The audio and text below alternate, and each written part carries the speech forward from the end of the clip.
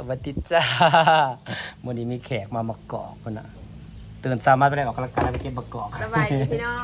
งสบายดีสุดลบไปยักพัดมาจ้ามาเก็บมะกอกพี่น้อง พี่บางงานพี่ กอกคนมะกอกมาใส่ตู้ฟีด บ ไว้ ออันบอมาเลยจังได้เจ้แม่ข่อยน้ำพูดแต่มือข่อยคอน้ำเจ้าที่แรกน่ะจมจะพ้องหอดมือนี่ไปเอาเทินอยู่อายุบ้านมันบ่มีเนาะมันมันหล่นมาแล้วมันหมดสูตรแล้วมันตัวน้อยยังหลายบ้านจะเป็นยังแก่ยังหลาย แสดงว่าผู้เจ้าน่ะเป็นหละทางนี้นะมันเป็นหละ เป็นหละแต่กับมันบัดนี้นะมือว่านเนี่ยพอค่าเขามาบ้านฉันแล้วมากอกเต็มรถไถ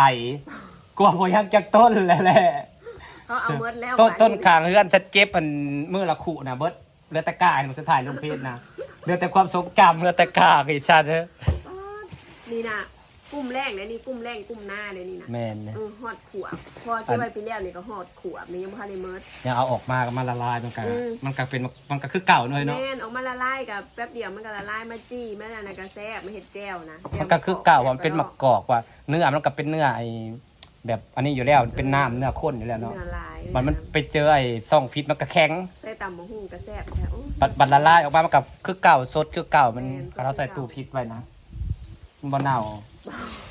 ตัวมีตู้ฟิตหลายอยู่นะเฮ้ยได้พอได้ใส่อยู่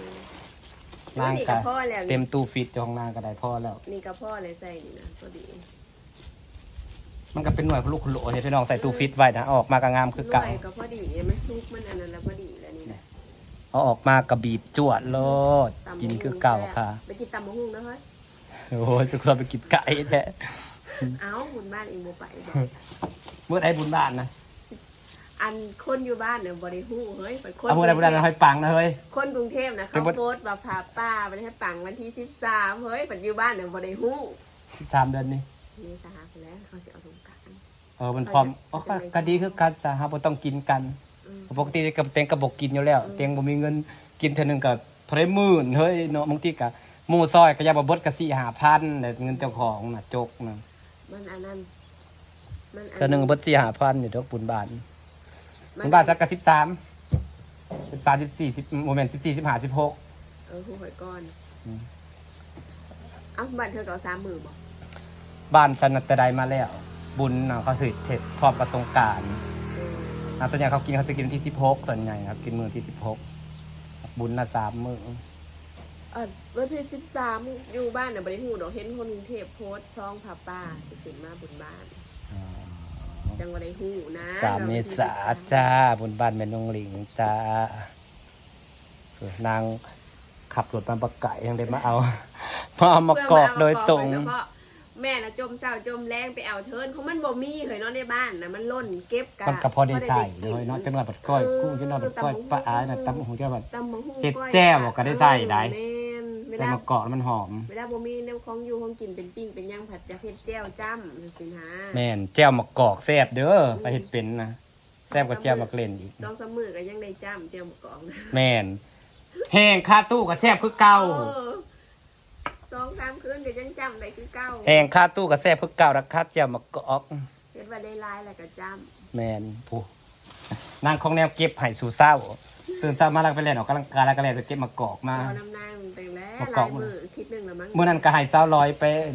ทุงบักไงไงจะมีเลยเราเมื่อฟีดไว้คันบอลไลกลัวอีกเราเมื่อซีแล้วก็ฟีดไว้ริมโบซีดอกเมื่อใส่ถุง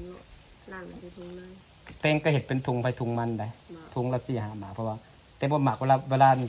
ของกินแต่ใส่ตู้ฟิตไม่ได้เห็ดทุงกินขาบ1เอาออกบ้านเรากินขาบ1แล้วก็ทิ้งนะสินะ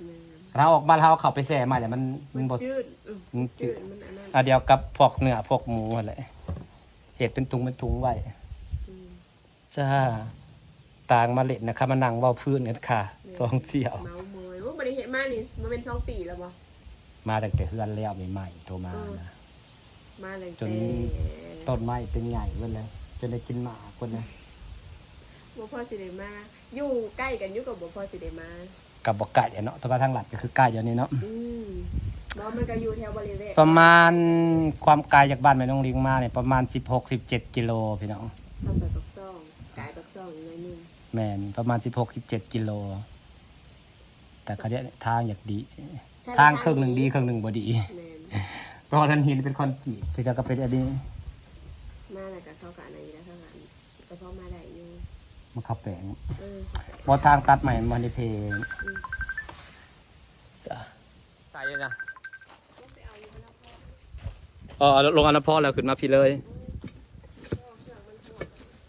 นี่ยังเฮ้ยเดี๋ยวนะ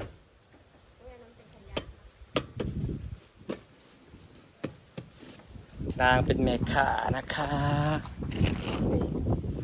ขี้ฝุ่น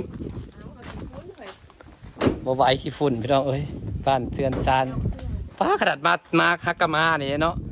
ขี้ฝุ่นนะโป้บ้านฉันนั้นบริมีเย็นดินแห้งกับบ้านเชิงเลยทั้งนั้น ป้าขนาดปกผ่ายางคักแน่ โคเอง นางมาเอามากอกไก่แล้วมานางก็มีมากอกกิน ปลานี่ โอเค พ่อได้เด็กอันกินไปเก็บมาแล้วก็ได้จ้ำแต่ก็มืดมันก็ได้ดกเขื่อนคือของเธอ อันนี้นางไปเก็บมือละถังแต่ตอนนี้เบิดสิทธิ์ราคาเขาขายเบิดราคาเบิดตะกากไว้ให้ความทรงจำสัตว์โอเคครับขับรถดีๆจะมือจะไปเล่น โอเคไปเลย นางก็อยู่กันเราเกาะคนเดียวแล้วจะว่าต้นใหม่กับตะกาสิตัดออกก่อนอันนี้ก็มาเตือนบุญไปซอยเบียกข้าเจ้าเตือนบุญที่เสียงแซวๆนะ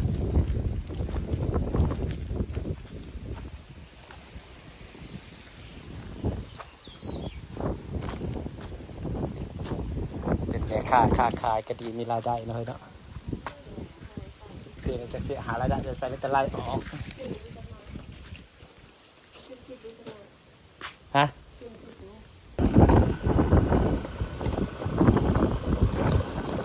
มากรอกนะคะมากรอกกับปลา